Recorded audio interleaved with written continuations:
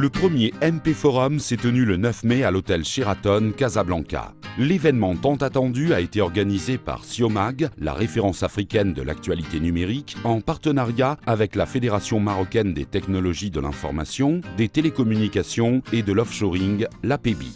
Ce forum s'inscrit justement dans la stratégie Maroc Digital 2020, instaurée par le gouvernement marocain en partenariat avec l'APEBI. Il y a un projet qui est très important en 2017 qui est mené par Banque El Maghrib avec les opérateurs télécoms et l'ensemble des opérateurs bancaires au Maroc pour justement le lancement de Mobile Payments. Cette première édition de MP a réuni des acteurs majeurs, marocains et internationaux, pour aborder les enjeux du paiement mobile ainsi que ses perspectives au Maroc, un pays où la majorité des transactions sont encore réalisées en espèces. D'abord, le paiement mobile est promis à un excellent avenir, du fait tout simplement que le régulateur a joué son rôle en engageant des initiatives très fortes, notamment en termes de libéralisation de la chaîne d'émission et la chaîne d'acquisition. Et cette démarche engagée par le régulateur a créé une impulsion chez des acteurs qui auparavant avaient rencontré beaucoup de freins dans leur projet de réalisation de services de paiement sur le mobile. Et donc aujourd'hui, les bases sont là pour justement que ce marché puisse éclore. Et pour mettre le point sur la valeur ajoutée de ce mode de paiement, ainsi que les leviers à activer pour en assurer un développement continu, l'événement MP a été réparti en 3 panels, où les décideurs, banquiers, opérateurs télécoms et spécialistes du paiement ont longuement échangé autour des enjeux du mobile paiement pour le Maroc, ses apports, défis et opportunités. Le paiement électronique, donc avec carte pour l'essentiel, est réservé à des transactions relativement importantes, quelques centaines de dirhams. Les microtransactions, qui se comptent en dizaines de dirhams jusqu'à 100 ou 200 dirhams, sont très peu aujourd'hui électroniques et sont encore basées pour l'essentiel sur le cash. Donc le mobile, comme moyen de paiement, petite transaction qui toucherait les commerçants, les petites transactions donc entre particuliers, est quelque chose sur lequel notre pays a pris un peu de retard par rapport à ce qu'on constate dans d'autres pays, et notamment en Afrique. Et donc aujourd'hui, il y a un projet interbancaire pour que ce type de plateforme naisse dans les prochains mois. Ainsi, la CNSS a confirmé l'importance du M-Payment et les opportunités qu'offre ce mode de paiement aux travailleurs marocains. Aujourd'hui, nous estimons, côté CNSS, que le M-Payment au Maroc est une vraie opportunité pour la CNSS. Pourquoi? Parce que nous avons effectivement une population qui dépasse un peu, comment dirais-je, les 2 millions et quelques en termes de bénéficiaires de prestations. Et nous voyons une vraie opportunité pour pouvoir effectivement, comment dirais-je, payer à une certaine catégorie de population. Et afin de réussir et d'accélérer l'adoption des solutions de paiement mobile, l'ANRT, Banque El Maghrib et d'autres institutions ont conçu des conditions et prérequis fonctionnels et réglementaires, comme nous le confirme le directeur de publication de Siomag, Mohamedou Diallo. Le M-Paiement est un secteur d'activité en pleine évolution. Aujourd'hui, il représente plus de 400 milliards de dirhams pour le marché marocain et il est appelé à se développer dans les prochaines années. Et donc, ça coïncide au moment où la Banque El Maghrib et plusieurs acteurs marocains comme l'ANRT mettent en place une plateforme nationale pour promouvoir les échanges dans le domaine du M-Paiement. Et donc, nous avons voulu nous positionner dès le départ pour justement accompagner cette dynamique du marché marocain du M-Paiement.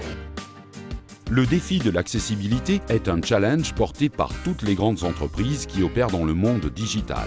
Comment mettre en place des solutions simples et faciles à utiliser pour les personnes analphabètes? Une question à laquelle Samira Hamlichi nous répondra. Si nous mettons des applications très compliquées à l'usage, bien sûr que le client ne saura pas l'utiliser. Mais si par contre nous allons vers des applications simples d'usage, le client va comprendre parce que le code couleur, vous lui dites si vous mettez le vert c'est le transfert, si vous mettez le bleu c'est le paiement, il saura comment initier son paiement et comment faire son transfert. Donc le vrai challenge qu'on a nous en tant que opérateur, c'est d'offrir des solutions qui soient adaptées à cette clientèle et aux besoins de la clientèle. Et c'est un vrai challenge. D'autres défis, notamment de confiance et de sécurité, s'installent et constituent une inhibition pour le développement et la croissance du paiement mobile au Maroc. Pour y remédier, Omar Segrouchni, membre de la CNDP, nous donne les recommandations nécessaires. Le citoyen puisse faire confiance au niveau du M-Payment, il faut que tout le processus le mette en confiance. En particulier, si jamais il y a problème, que l'erreur soit reprise de la meilleure manière possible. Si par exemple il y a un double débit sur son bulletin, sur son compte, que l'on répare la chose très vite, que les assurances fonctionnent et qu'on ne vient pas lui dire que ça va prendre 6 mois et que ceci et cela, etc. Donc il faut vraiment construire la confiance comme étant le résultat de tout un processus qui doit s'enchaîner et rassurer à chaque étape l'utilisateur. Différents témoignages ont ainsi affirmé la volonté du Maroc pour redoubler les efforts afin de rattraper son retard quant au M-Payment. Le Maroc démarre dans le mobile money après que l'Afrique subsaharienne a pris une bonne longueur d'avance à ce niveau. Mais je pense que le Maroc démarre de manière innovante en essayant de mettre en place tout ce qui est interopérabilité, ce qui est assez innovant, mais aussi en essayant de mettre en place le meilleur modèle qui permettrait aux marchands de supporter le moindre coût possible. Il y a un projet extrêmement important dans lequel les autorités publiques marocaines sont impliquées, donc il y a une vraie actualité et en même temps il y a énormément d'enjeux qui attendent le Maroc sur le terrain du paiement mobile. Ces enjeux, ils résonnent avec les enjeux globaux du paiement mobile qui travaille de l'intérieur le continent africain dans son ensemble. Le Maroc est un des pays dans lequel le mobile payment n'a pas encore véritablement démarré. Et les autorités du pays ont pris l'initiative de lancer un projet sur l'interopérabilité des services de mobile payment et des services bancaires. Il se trouve que entre le Maroc et les pays d'Afrique subsaharienne, le Maroc n'a pas encore connu le succès du mobile payment tel qu'il existe dans d'autres pays d'Afrique subsaharienne. Et donc, le lancement de ce projet d'interopérabilité est un moyen de mettre autour de la table l'ensemble des acteurs de l'écosystème, que ce soit les opérateurs mobiles ou les banques, pour que justement, ensemble, ils puissent construire une solution de mobile payment qui réponde aux attentes des Marocains. En effet, les paiements par chèque, carte, virement ou prélèvement bancaire restent à des niveaux faibles. C'est un volume 10 fois moins important que dans les pays émergents. Toutefois, les actions d'interopérabilité mises en place par les autorités marocaines créent une lueur d'espoir pour un lancement fulgurant et efficace du M-Payment, le tout pour une deuxième édition du MP encore plus réussie.